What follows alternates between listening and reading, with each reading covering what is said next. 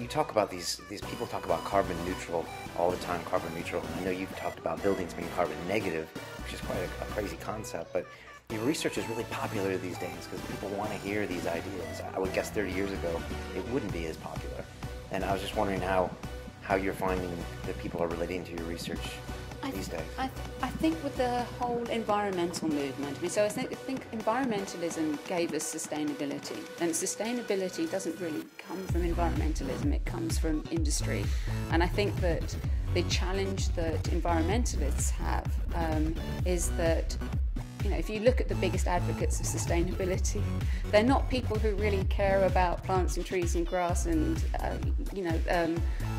resource-based economies. They're industrialists. People who want to keep the capitalist model turning with enough resources to fuel the machine. That's right. So when you've got, you know, big construction industries saying that they're sustainable, and when just about every advertising agency and, you know, every business model has the word sustainability somewhere in its, you know, first sentence, then you start to realize that what we've actually done is we've mechanized nature. So in other words, we do the thing that, you know, Martin Heidegger hated, which was we turned nature into a standing resource. We turned it into a product that we can consume. And by doing that, we're just feeding an industrial machine. Now, we may be more efficient at the feeding, we may have developed some different aesthetics, but we're not changing the fundamental paradigm that's underpinning human development. You know, in other words, it's a parasitic relationship with nature. Well, we're damaging it. In some ways, you know, a parasite has a great interest in not damaging its host. Of course. So essentially our paradigms, even if we're on the slow route rather than the fast route towards environmental destruction, sustainability still feeds into the modernist idea. I mean, so that the ideas that machines are less damaging to the environment rather than they actually enrich qualities like fertility. I mean, you know, the soils in a city are incredibly poor. They don't have any, they have, you know, very few bacteria in them. If you, dug something into the soil, say for example, when I was 5, I dug my dad's master keys down into the soil, okay? And I believed I would come up with a key tree. You know, my dad whooped my ass, and we never found the keys again, and I was disappointed not to see a little tree growing with keys all over it. But I actually realised, you know, years later, that was actually right. Those keys would have been denatured by the soil, the organisms in the soil. They'd have been eaten by my friends, the worms and the beetles. And they would have been sucked up as salts by the grass. And, you know, and some little germinating tree bean would have taken roots and is now probably the key tree that I was looking for. Mm-hmm. But if you did that in the city and dug a little hole and put your keys in them, and, you know, your dad whooped your ass, you'd probably find them again. And you know, they'd be very untouched because the soil is not very rich in bacteria.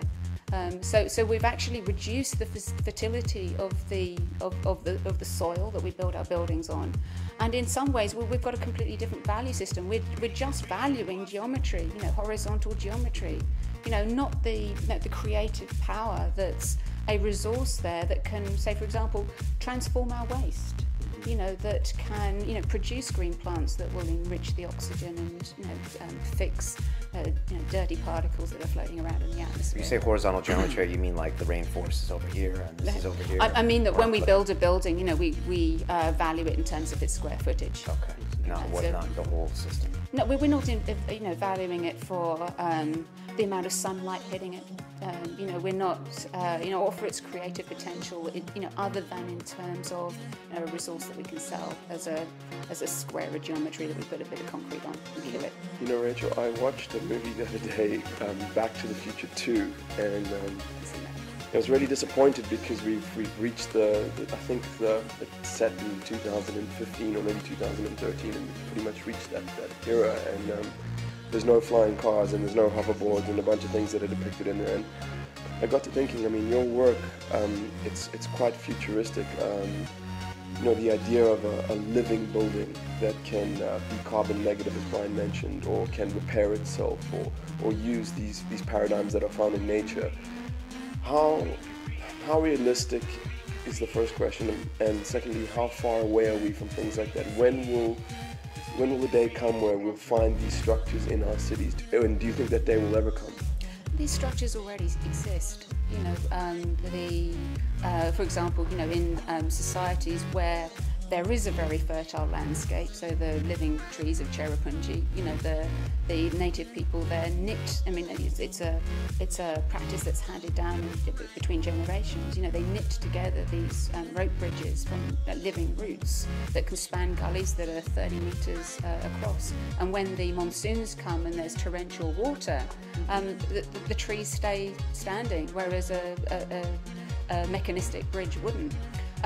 What needs to change, I think, is the hardest thing, is our mindset. You know, we're living in an urban condition, and the unmediated properties of biology are not suited to the lifestyle that we expect. Also, we're very comfortable with machines, you know, and we're comfortable with them right now because we're still not really suffering from the damage of a monoculture of technology. I mean, and essentially that's my beef. It's not, I don't really have a fundamental problem with machines, except that it's the only thing that we can do. And we really need to expand our technological skill set. So what do we need to do that? I think first of all, we need to think differently. I think that these natural computers are a 21st century technology. So for the last 300 years, we've been developing a technology, one technology which is based on machines. Okay, we've got a lot of species of them, but essentially they all eat the same thing. They all eat the fossil fuels. You know, they all work in a particular way, and they all produce the same kind of poisons. And that's beginning to tell, particularly as we've amplified the damage through industrial processes. So natural computing essentially requires, first of all, a different way of thinking, and it requires a different infrastructure. But that's interesting because it's the same infrastructure that we share. So let's call them elemental infrastructures. So we need environments that are rich with water, air, heat, you know, and earth, because those are the conditions in which chemistry and biology thrive. And then after these infrastructures, then we need to start thinking about which systems we can program using those kinds of things. So for example, Future Venice works because Venice is situated in water. If it didn't have a watery infrastructure, if we did it in Vienna, it would be a different challenge altogether, because we'd have to develop almost like a tree-like water system to go through the building walls to try and, you know, capture water and then create a condition in which these, you know, droplets can start to deposit materials. So there are a number of different things that we need to do in order to develop these technologies, but I don't think that we need to do it in, you know, huge expanses of city, and I think you could do it as details of buildings, you know, small. I think the algae technology is starting to talk about those kinds of environments. My concern with it is that it will be swallowed up as a soft component within machine thinking, so that you're just going to flog an algae to death just because you're looking at its, you know, the efficiency of it producing a fuel. Rather than actually engaging with it to do all kinds of different things, you know, maybe like filter out light rays, you know, during very bright times during the day, or maybe it could dance to the music on your iPod, you know, because these are, you know, little particles that exist within water.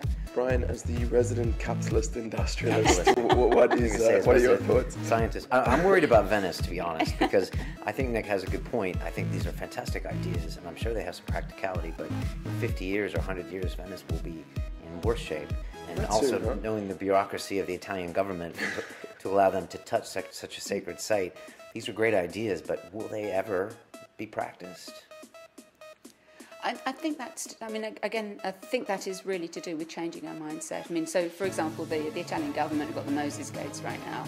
The concern with the Moses Gates, I mean, essentially I think of them as being giant robotic kinkanutes, 78 of them to hold back the tide. This is a lot like the barrier on the Thames, that kind of theory. That's right, yes. Right, so it's a plan to block off the lagoon That's when right. the flooding comes. Separated from the Adriatic Sea. Right. And Puts all sorts of bells and whistles off for environmentalists. You know, there's dude, one of our guests mentioned this. There was some Dutch guy who had an alien encounter, and this alien race said where they come from, their religion is efficiency.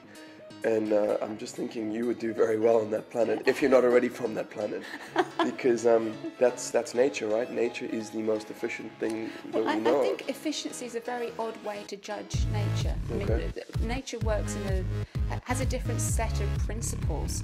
So I think the unique things that machines don't do. So efficiency is a very mechanical way of thinking about the way that things work.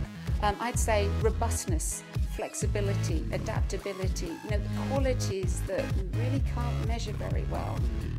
So for example, the little droplets that I work with, you can give them all kinds of assaults and they'll come back, they'll reassemble. That they are capable of surprising you.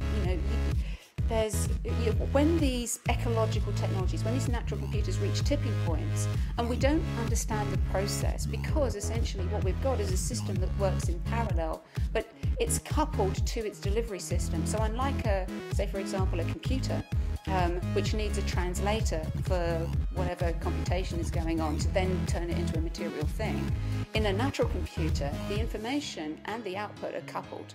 And so essentially you can see these droplets all of a sudden undergoing some kind of change because they've reached a tipping point in the system. And that's something that we'll need to study a lot more. But in terms of the practicality, I think it's going to depend on people's general value systems. I mean, how important does the idea of working with environmental conditions, how important does that become over the next century? How successful are the Moses Gates going to be? Can you talk more about the Moses Gates and what's going on? Yeah, I mean, so the ship opened in 2014. That's what I've heard. Oh, they're building it. Oh yeah, Oh, wow, you can see the sites now. You can see the